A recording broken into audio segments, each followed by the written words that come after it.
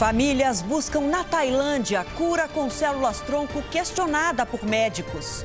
Usuários reclamam de prejuízo com o bloqueio do WhatsApp por 3 dias. Equipe de Temer diz que pacote de bondades de Dilma agrava o desequilíbrio das contas do país. Na comissão do impeachment, procurador acusa Dilma de fraude fiscal. E na reportagem especial, o perigo das drogas improvisadas, gás de buzina, acetona e até desodorante. Boa noite. Nós abrimos essa edição com um alerta. Do outro lado do mundo, uma promessa de tratamento para crianças com problemas neurológicos e motores tem atraído dezenas de brasileiros numa espécie de turismo da medicina. Um hospital tailandês cobra em média R$150 mil para que pacientes recebam um suposto implante de células-tronco que não tem eficácia comprovada. Médicos e pesquisadores ouvidos pelo Jornal da Record dizem que as famílias estão sendo enganadas e que as consequências são imprevisíveis. O que você faria para que seu filho voltasse a comer? Essa sonda me destrói. Todos os dias quando eu olho para essa sonda, eu não gosto nem de falar, porque você tem uma filha perfeita, normal, andando, falando. Fosse capaz de andar. Uma cadeira de roda nunca é uma vida normal, né? Conseguisse enxergar direito. Os médicos praticamente desenganaram. Atrás de respostas e uma solução, pais de todo o Brasil estão indo para o outro lado do mundo. Mais especificamente para Bangkok, na Tailândia. Neste lugar, o Better Bean Hospital, especializado em tratamento com células-tronco e fisioterapia. Mas a cura aqui é incerta e o tratamento condenado por pesquisadores e médicos. O turismo médico, né? Só que com altos lucros para os institutos que estão oferecendo isso, né? E enganando os pacientes. Esta era a Valentina, uma menina cheia de vida e brincalhona, a alegria da família. Mas esta energia toda durou até dezembro do ano passado, quando ela foi diagnosticada com meningite pneumocócica. Esta é Valentina hoje, com 1 ano e 3 meses. Quase não se move, não enxerga e só pode ser alimentada por uma sonda no abdômen. Tiraram toda a minha esperança. A mãe então pesquisou na internet e encontrou na Tailândia, no hospital Better Bean, o que acredita ser o caminho para a recuperação. Mas para pisar na unidade de saúde, ela terá que desembolsar R$150 mil. Você vai realmente se arriscar nessa viagem mesmo não tendo uma previsão de como podem ser os resultados? Só quem é mãe sabe que... Porque assim, é muito difícil. Eu tive a minha filha perfeita. Este neurocirurgião diz que ainda não há nenhum estudo que mostre a eficácia do tratamento com células-tronco em casos de disfunções cerebrais, como as de Valentina. Não existe ainda nenhum trabalho científico, nenhuma comprovação científica de transplante de célula-tronco para cérebro. Então, isso não é de forma alguma indicado neste caso ou em qualquer outro caso de lesão cerebral. A gente não tem nenhuma comprovação científica que isso vai dar certo ou que isso poderá dar certo.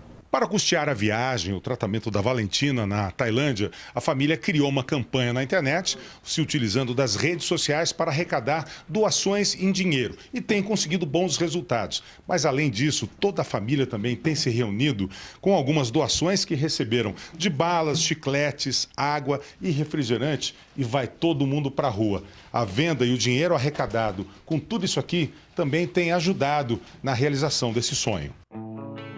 Campanhas como a de Valentina se multiplicam pela internet, todas com forte apelo emocional e pedindo somas de milhares de reais. Em São Pedro da Serra, a 100 quilômetros de Porto Alegre, encontramos um caso semelhante. Esses pais acreditam que na Ásia, a Natália, de 1 ano e 7 meses, possa reverter o quadro causado pela meningomielocele, uma doença que afeta a coluna. A gente ficou sabendo através das redes sociais e pesquisas na internet, né? É da internet também que vem o maior apoio para alcançar os R$150 mil necessários para que a menina faça o tratamento no Better Bean Hospital. A gente sabe que não é a cura, mas que ela possa ser um pouquinho mais independente na vida dela, no futuro. Sorridente, Natália ainda não se deu conta de suas limitações. Ela tem grandes chances de não andar e poderá depender de fraldas para o resto da vida. As botinhas e também as sessões de fisioterapia ajudam a firmar as pernas. Mas Carmo e Ivete acreditam que isso não é suficiente. A gente tem bastante esperança de lá ajudar mais do que aqui. No interior paulista, uma família que vive nesta casa conseguiu fazer a viagem com o filho depois de meses de arrecadação. Estamos em São Carlos, interior de São Paulo. Nós viemos até aqui para conhecer o Henrique, que tem 4 anos de idade. No ano passado, ele e a família estiveram na Tailândia para fazer o tratamento. E nós vamos saber agora como ele está. A família passou quase um mês em Bangkok. O Henrique fez 6 aplicações com células-tronco. E, segundo os pais, ele apresentou algumas melhoras.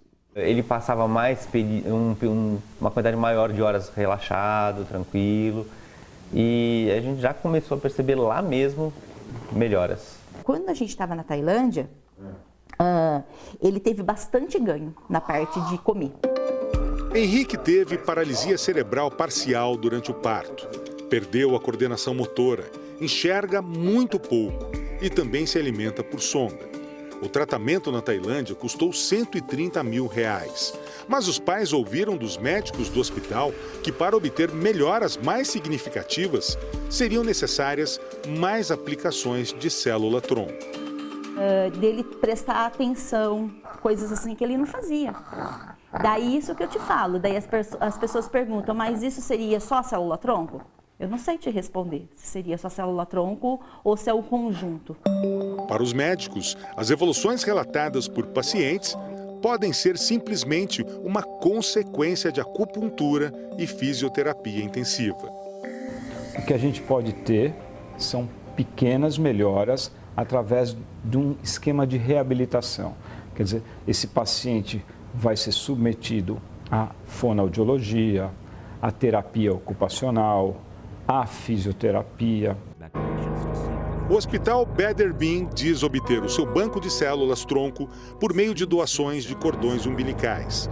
A empresa que gerencia esse banco de órgãos é a Bake, uma companhia chinesa que atua em mais de 30 unidades de saúde na Ásia desde 2005. Nós tentamos entrar em contato tanto com o hospital tailandês quanto com a Bake, mas não obtivemos respostas nem por e-mail nem por telefone. Para ter acesso ao tratamento, os pais contaram com a ajuda de intermediários. Um deles é Emiliano Gomes, vereador da cidade de Irati, no Paraná. Ele é presidente da Fundação Fênix, uma entidade que não tem sede nem telefone próprio, mas que organiza a ida de pacientes à Tailândia. Nós acabamos indo com eles, né? Mas a Fênix é uma fundação lá do Sul, né? Que eles facilitam, eles criam expedições de pais, de pacientes, para o hospital para fazer a terapia. Entramos em contato com o político por telefone. Ele diz que o trabalho é filantrópico. A gente encaminhou em torno de 30 famílias. Eu mesmo fui acompanhando as famílias. Mas por ser um tratamento experimental, não era para ser gratuito, vereador? Na verdade, ele não é experimental lá. Lá na Tailândia já acontece desde 2008 e pessoas do mundo inteiro que querem fazer esse tratamento pagam por ser um tratamento particular. As famílias também foram motivadas por vídeos de pessoas que foram tratadas lá. Este foi enviado à mãe de Valentina, por pais que acabaram de voltar da Tailândia com o filho. Aqui está a caixinha que vem o milagre. Essa é a caixinha que vem. Vem como se fosse uma injeção, mas é uma injeção muito cara e que vale muito a pena. Mas segundo a geneticista da USP, Maiana Zatz, as células-tronco são extremamente delicadas.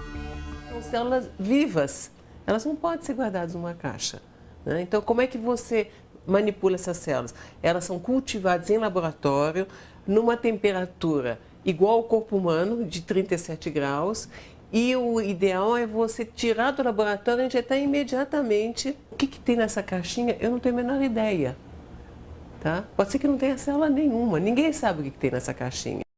Tanto o neurocirurgião quanto a geneticista são categóricos em afirmar que as famílias estão sendo iludidas com uma promessa de cura que não existe.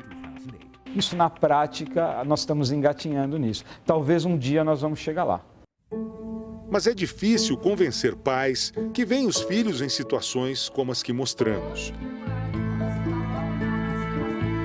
Se um dia perguntar pra gente o que melhorou o Henrique, a gente não vai saber o que melhorou realmente. Precisamente. Porque é tudo, a gente faz tudo.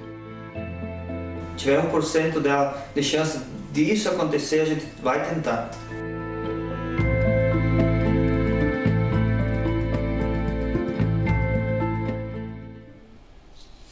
A Justiça tirou do ar pela segunda vez o WhatsApp, o aplicativo de troca de mensagens mais usado pelos brasileiros. O bloqueio de 3 dias faz parte de uma guerra de forças entre a empresa e a Polícia Federal, que quer ter acesso a conversas de suspeitos por tráfico de drogas.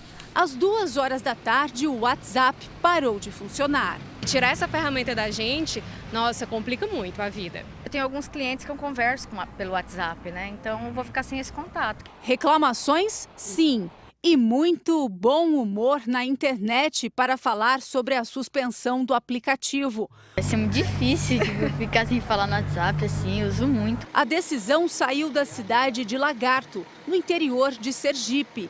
O juiz Marcel Montalvão atendeu a uma medida cautelar da Polícia Federal.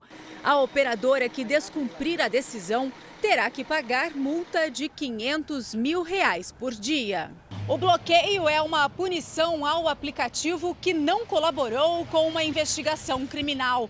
A Justiça quer os nomes dos usuários de um grupo que trocava mensagens sobre drogas, informações que a empresa alega não ter. Quanto será que é efetiva essa ordem judicial para que o Facebook apresente os dados? Os dados hoje que poderiam ser o que ele consegue, o que possui para apoiar nessa investigação. Em março, o vice-presidente na América Latina do Facebook, que comprou o WhatsApp em 2014, foi preso a pedido do mesmo juiz e com os mesmos argumentos. Em outra investigação criminal, o sigilo mantido também provocou a suspensão dos serviços por 12 horas. Longe dessa disputa está Daniela, que atende os clientes e faz pedidos pelo aplicativo. Estou tentando voltar para os e-mails, só que está todo mundo estranhando, a gente está aí preocupado agora. O vice-presidente Michel Temer reuniu hoje sua equipe de auxiliares para discutir o impacto das medidas anunciadas ontem pela presidente Dilma Rousseff. Para o grupo, o pacote que inclui aumento de despesas e redução do imposto de renda é fruto de retaliação política e pode agravar a situação das contas do governo. Michel Temer chamou ao Palácio do Jaburu os integrantes de sua possível equipe econômica, encabeçada pelo ex-presidente do Banco Central, Henrique Meirelles, além de Romero Jucá, Moreira Franco e Eliseu Padilha. A avaliação geral é de que as medidas anunciadas pela presidente Dilma no 1º de maio, como o aumento do benefício do Bolsa Família e a correção na tabela do imposto de renda, podem piorar a situação dos cofres do governo federal. Cotado para o Ministério do Planejamento, o senador Jucá vê vingança e retaliação. Qualquer ação de vingança não estará sendo feita em cima de políticos. O resultado negativo da economia impacta a vida de brasileiros e brasileiras que todos os dias perdem o emprego. É isso que nos preocupa. O grupo de Temer discute como diminuir o impacto das medidas chamadas por eles de pacote bomba de Dilma, que também deixaria para o vice o desgaste político de ter de revertê-las. Cotado para a Fazenda, Henrique Meirelles já assume o comando das diretrizes econômicas. Ele terá carta branca para nomear uma equipe afinada em postos cruciais para a economia. O primeiro deles é o comando do Banco Central, órgão responsável pela política monetária do país e pelo controle da inflação. Meirelles também dará a palavra final sobre quem vai estar à frente do Banco do Brasil e da Caixa Econômica Federal. Já a presidente Dilma cumpriu a agenda fechada e despachou com ministros do Núcleo Central de Governo. Reservadamente, Planalto e Senado já acertam formalidades e detalhes práticos da saída de Dilma da presidência. Amanhã ela participa da cerimônia da chegada da tocha olímpica ao Brasil. A Comissão Especial de Impeachment do Senado ouviu hoje nomes que falaram em defesa do afastamento da presidente Dilma Rousseff. Os especialistas foram indicados pela oposição. O advogado Fábio Medina apontou falta de eficiência na gestão como justificativa para o Senado julgar a presidente Dilma. Não basta ser honesto para comandar um país das dimensões do Brasil, tem que ser minimamente eficiente também. A culpa grave ocasiona graves danos ao país. Já o procurador do Ministério Público no Tribunal de Contas, Júlio Marcelo de Oliveira, acusou a presidente de fraude fiscal. O procurador disse que o governo usou os bancos públicos como uma espécie de cheque especial para quitar compromissos sociais. Esta fraude permitiu que despesas que deveriam ter sido bloqueadas não fossem bloqueadas e ficassem livres para execução. A senadora Gleisi Hoffmann questionou a falta de alertas emitidos pelo Tribunal de Contas da União para indicar indícios de irregularidades na gestão. Aqui, vossas senhorias estão defendendo a penalização máxima, que é a perda de mandato da presidenta, sem ter emitido um único alerta sequer, depois de ter mudado o entendimento do Tribunal de Contas, que persistiu por mais de 15 anos. Não, o TCU não é babá do governo federal, nunca foi, e não deve ser. A sessão ficou tensa quando o senador Ronaldo Caiado acusou o governo de apagar informações administrativas dos ministérios. Ou seja, nós estamos sendo ameaçados hoje por ordem do governo dos ministros apagarem todos os dados dos computadores. Isso é crime. Isso é mentira do senador Caiado, uma mentira a essa hora da noite, pelo amor de Deus. Fala lá fora. Fala lá fora. Não. Fala lá fora. Não, senador Lindbergh. Senador Caiado. Amanhã falam em defesa do governo os juristas Geraldo Prado e Ricardo Lodi Ribeiro, além do ex-presidente da OAB, Marcelo Lavener. O relatório de Antônia Anastasia será apresentado na quarta-feira. Depois disso, o ministro da Advocacia Geral da União, José Eduardo Cardoso, fará uma nova defesa da presidente Dilma. E na sexta, os integrantes da comissão votam o parecer. Como nós temos um prazo de 9 dias úteis e 11 dias seguidos, né? Nós temos que interromper e encerrar essa sessão até a meia-noite da sexta-feira. Veja a seguir, procurador Rodrigo Janot pede ao Supremo para investigar Aécio Neves, Eduardo Cunha e 2 ministros. E ainda hoje, confusão em concurso de Miss Rondônia. Candidata é coroada por engano e perde a coroa. E também na série especial, um alerta para os pais. O risco de inalar gás de buzina e desodorante aerosol.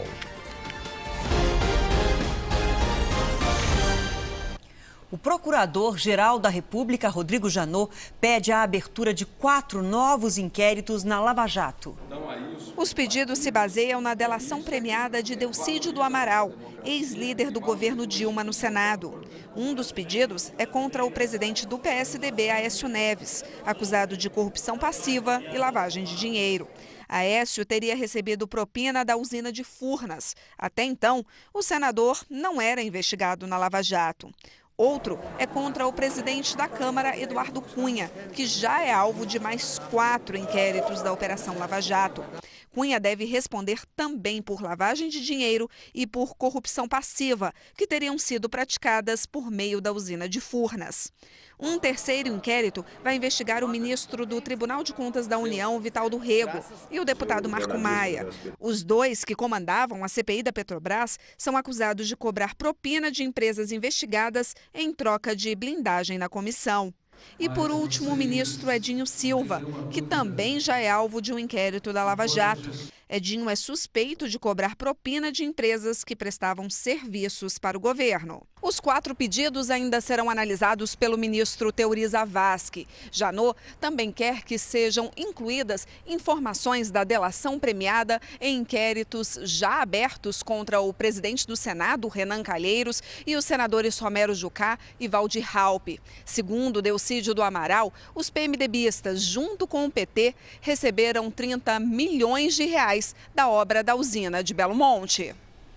Em nota, o senador Aécio Neves disse que considera necessárias as investigações, mas que estes temas são antigos e já foram arquivados. Vital do Rego repudiou as acusações. O deputado Marco Maia disse que está sendo vítima de uma mentira deslavada. O ministro Edinho Silva afirmou ser favorável à apuração dos fatos e que as informações de Delcídio do Amaral são mentirosas. O senador Renan Calheiros considerou as denúncias um delírio e se dispôs a prestar esclarecimentos. O senador Romero Jucá também negou as acusações e se dispôs a esclarecê-las. Waldir Raupp considerou a acusação inverídica. Eduardo Cunha não quis falar sobre o assunto.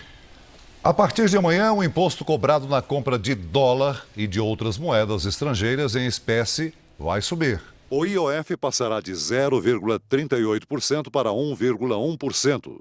O aumento foi publicado hoje no Diário Oficial da União. Daquele que já está programado, a viagem ao exterior, praticamente eu acho que não mexe muito, né? Mas aquele que que começou a fazer o planejamento dele, esse pode repensar, enfim, ele vai estudar melhor aí. O objetivo do Ministério da Fazenda é aumentar a arrecadação em mais de 2 bilhões de reais ao ano. Para gastos no cartão de crédito, saques no exterior e cartões pré-pagos, a alíquota do IOF continua 6,38%. Veja a seguir, queda de helicóptero mata 2 pessoas no litoral paulista. E também, terremoto assusta moradores da região metropolitana de Belo Horizonte. E na nossa série especial, produtos do dia a dia que são usados como drogas pelos adolescentes.